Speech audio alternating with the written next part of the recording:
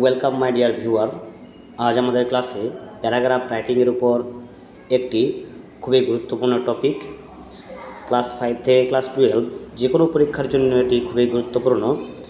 ভিডিওটি না স্কিপ করে পুরোটা দেখার অনুরোধ রইল।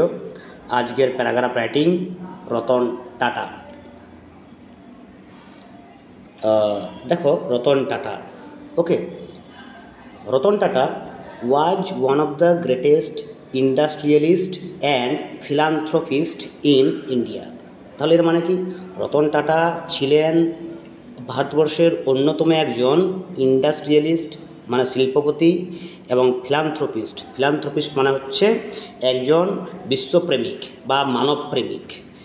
হি was the chairman of Tata Son and Tata group. তাহলে টাটা গ্রুপ এবং টাটা সানের তিনি ছিলেন চেয়ারম্যান। এই যে আমরা বিশাল একটা কোম্পানি দেখতে পাই টাটা কোম্পানি, সেই টাটা কোম্পানির তিনি একজন চেয়ারম্যান ছিলেন।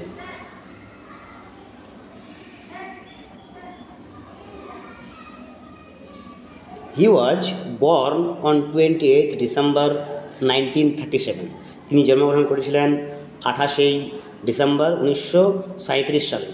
The name of his father is Naval Tata and his mother was Sooni Tata. তাহলে তার এখানে ইজটাকে আমরা ওয়াজ করে দেবো, কারণ তিনি এখন আর বেঁচে নেই, তিনি মারা গেছেন, তাই এখানে আমরা ওয়াজ করব। The name of his father was Naval Tata and his mother was Sooni Tata. He took his yearly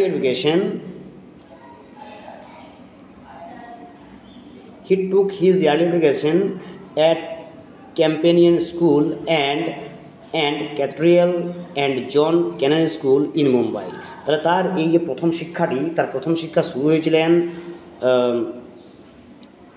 campaign স্কুলে এবং তারপর ক্যাথেড্রাল স্কুলে এবং শেষে তিনি পড়েছিলেন জন ক্যানন স্কুল মুম্বাইতে। He passed BA in architecture in 1962।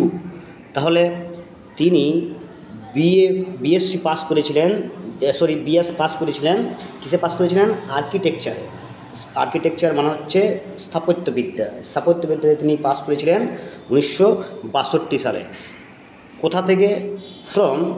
From Cornell University. তো কর্নেল ইউনিভার্সিটি থেকে তিনি আর্কিটেকচার পাস করেছিলেন। He also completed the advance management programme from Harvard Business School in 1975। তাহলে তিনি আরও কমপ্লিট করেছিলেন অ্যাডভান্স ম্যানেজমেন্ট প্রোগ্রাম। কোথা থেকে? হার্ভার্ড বিজনেস স্কুল থেকে 1975 সালে।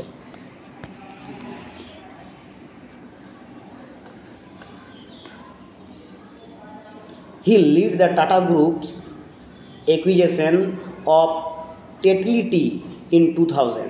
তাহলে এটা কি? লিড মানে হচ্ছে পরিচালনা করা, ঠিক আছে? লিড মানে হচ্ছে লিডার, অর্থাৎ পরিচালনা করা। তিনি টাটা গ্রুপের অ্যাকুইজিশন মানে অর্জন করেছিলেন। কী অর্জন করেছিলেন? টেটলিটি ইন 2000। টেটলিটি একটা কোম্পানি। হি অলসো লিড, তিনি আরও পরিচালনা করেছিলেন দ্য অ্যাকুইজিশন, আবার তিনি অর্জন করেছিলেন জাগুর ল্যান্ড রোভার ইন 2008। তাহলে জাগুর ল্যান্ড রোভার এটাও একটা তার টাটা কোম্পানির একটা বিখ্যাত ব্র্যান্ড। সেই ব্র্যান্ড তিনি 2008 সালে অর্জন করেছিলেন। হি স্টাবলিশড, তিনি প্রতিষ্ঠা করেছিলেন the Tata Nano project.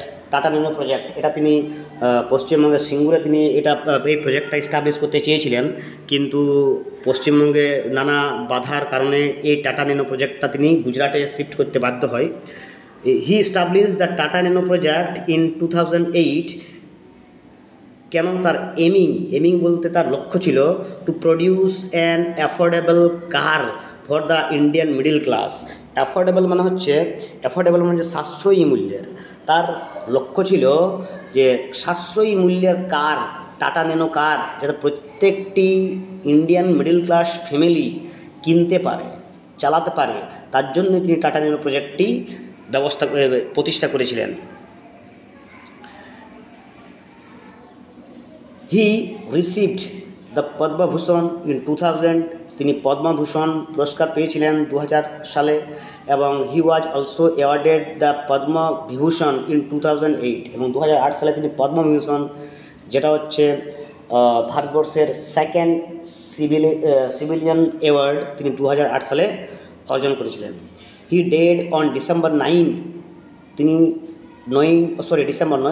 9ই October 2024 তিনি মৃত্যুবরণ করেন 11:30 PM, ঠিক আছে তো, অর্থাৎ রাত 11:30 সময় তিনি শেষ নিঃশ্বাস ত্যাগ করেন 2024 সালের 9ই অক্টোবর। হি উইল রিমাইন এভার, সে চিরস্মরণীয় হয়ে থাকবে in the heart of millions of the contribution of the field of Indian business and philanthropist। তাহলে কি তিনি চিরস্মরণীয় হয়ে থাকবে ভারতবর্ষের তথা বিশ্বের মিলিয়ন্স মানুষের হৃদয়ের মধ্যে। তার কন্ট্রিবিউশন অর্থাৎ তার যে অবদান, কিসের অবদান? ইন্ডিয়ান বিজনেসে এবং ফিলান্থ্রপি বলতে মানব প্রেম অর্থাৎ বিশ্বপ্রেমের জন্য, এবং তার যে বিজনেসের জন্য অর্থাৎ ব্যবসা শিল্পপতির জন্য তিনি ভারতীয়দের মধ্যে চিরস্মরণীয় হয়ে থাকবে।